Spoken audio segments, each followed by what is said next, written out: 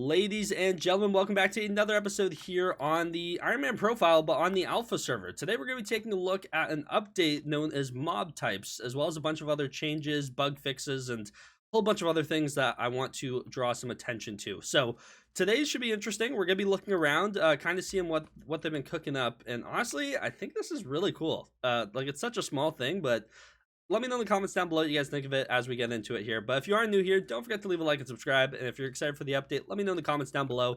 Without further ado, let's jump right into it. Super quickly though, if you do ever find yourself checking on the Hypixel store, whether it's for an upcoming fire sale, the seasonal bundle over at Taylor's shop, or you just want to pick up some Skyblock gems or some booster cookies, whatever it may be, don't forget to use my career code on checkout. It is code ZachPlaysAN, just like my name, ZACH. If you type that on checkout, you actually save 5% on your purchase. It's a great way to support myself and the channel, and I do greatly appreciate everyone who uses my code. You guys are amazing. Without further ado, let's check out this update. Today we are back on the Alpha server to actually take a look at a couple very interesting things that honestly I think are really nice. I don't even know if you'd call it quality of life. I don't know what you'd even call this type of feature, but I think it's overdue in a way.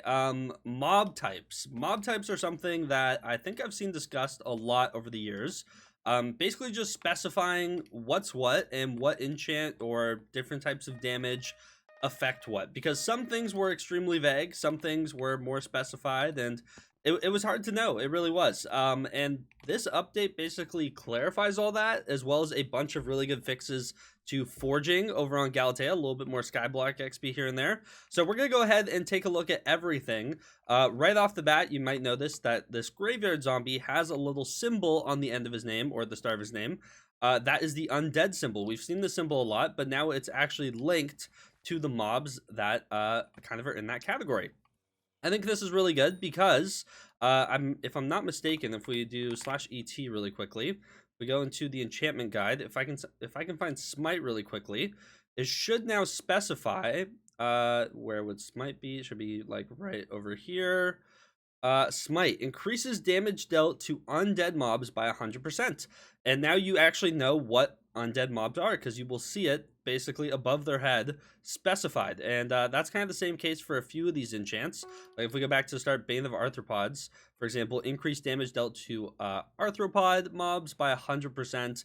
Same with Ender Slayer. Now it actually properly specifies. For example, if I can find it, Ender Slayer increases damage dealt to ender mobs. So I think this is really good. It allows them to kind of categorize and basically determine which enchants and buffs will actually affect different mobs. So for example, this is Graveyard, so Smite, for example, will do more damage. There might be attributes in the future that like are mob type specific, those type of things. And if we actually head on over to the Spider's Den, oh, I guess I can't get there that way. Let's go Warp Nest.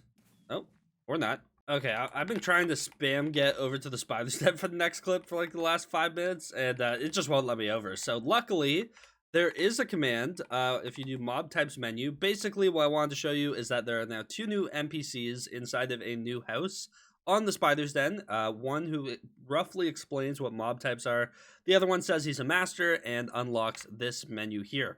So collective mob types. There's actually quite a few mob types. They came up with a lot of these things. We're looking at what, 16 or wait, no, sorry, 21, 22, 23, 23 different mob types already off the gate, which I think is pretty cool. And for each that you encounter for the first time, you will unlock a little reward, being 1,000 combat XP, 1,000 coins, and 1 Skyblock XP. So let's work our way through these. We got airborne, most commonly found flying around. This could be like dragons, bats, cinder bats. Then we got animals. This is stuff you're going to find in the barn. Aquatic. This is going to be found when fishing, and they are damaged from the impaling enchantment. Then we have arcane. Enemies of this type are typically found in the Crimson Isle. Interesting. Arthropods. This is going to be spiders affected by Bane of Arthropods. Construct. Enemies of this type are typically summoned by other enemies or by players. That's interesting. Like, what does that entail? Is that like, is this the golem in the end, or is this? I'm assuming so, right? Then we have cubic. Enemies of this type are typically found in the deep caverns. Enemies of this type can take increased damage from the cubism enchantment. Those could be like slimes, that type of thing, magma cubes. Then we have elusive. Enemies of this type are found throughout Skyblock, but they are rare and not seen very often. So pretty cool stuff. That's going to be like diamond goblins, that type of thing. Ender. Enemies of this, this is going to be Enderman, Endermites, and Ender Slayer affects them. Frozen, this could be mobs on Jerry's workshop. most of the ones you fish up. Glacial, this is going to be from the glacial mine shafts. Humanoid, this is going to be mobs in the crystal hollows, mainly the what you call them, basically in the jade area. You see these guys running around. Infernal, so this is going to be blazes, basically of any type, and smoldering enchantment will affect them. Magmatic, enemies of this type are typically found in the Crimson Isle. Okay, so this is going to be magma cubes, magma boss type of thing. And then mythological, pretty straightforward from the Diana's event.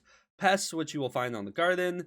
Shielded, shielded is enemies of this type do not have conventional health. Instead, they must be hit a certain amount of times in order to kill them. So this is going to be like golden goblins, or you're also going to have probably the Star Sentry people. Skeletal, enemies of this type are typically found in the catacombs. Skeletons and that type. Spooky from Spooky Festival. Subterranean, this is just going to be, I mean, the one they're showing is the Treasurite Hoarders.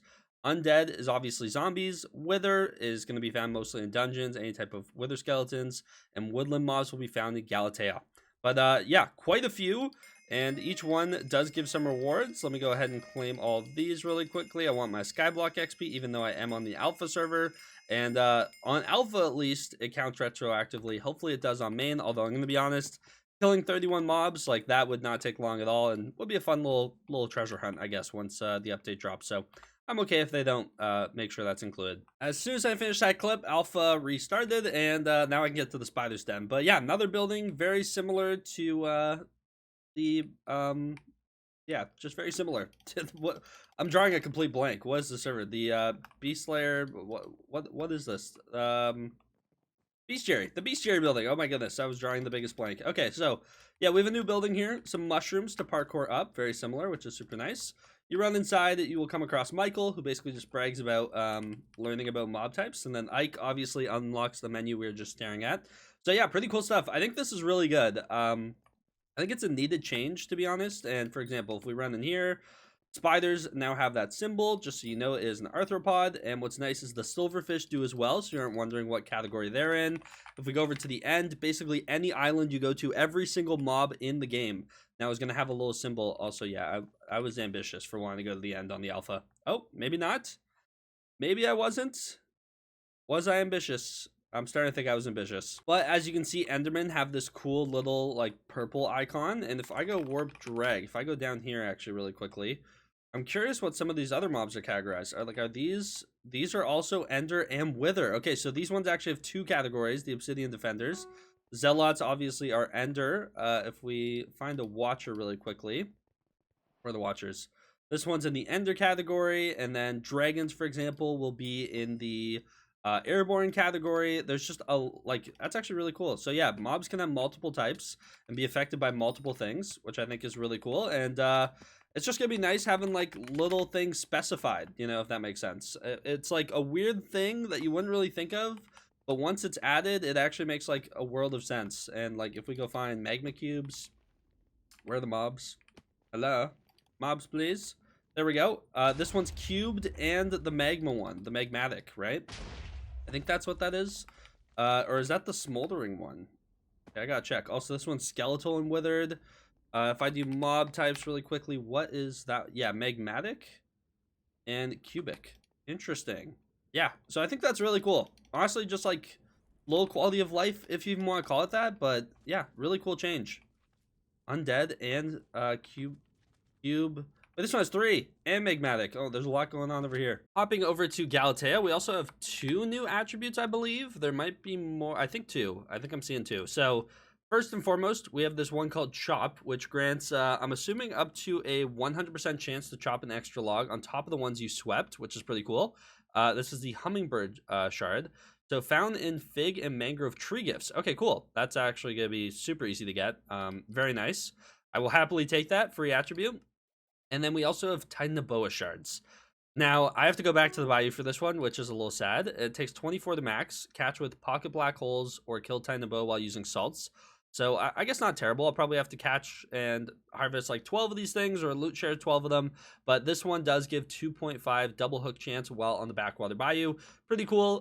Basically just an attribute that should have been there at launch. That is now being added, but I will happily take new attributes all the time, please. Literally just keep them coming. I think it's a super cool system that can be infinitely expanded upon, which is really exciting. And then kind of a bit of a smaller change, actually. If we go over to the museum, there's a bunch of other small changes and kind of some recipe changes to some of the attributes, as well as little bug fixes.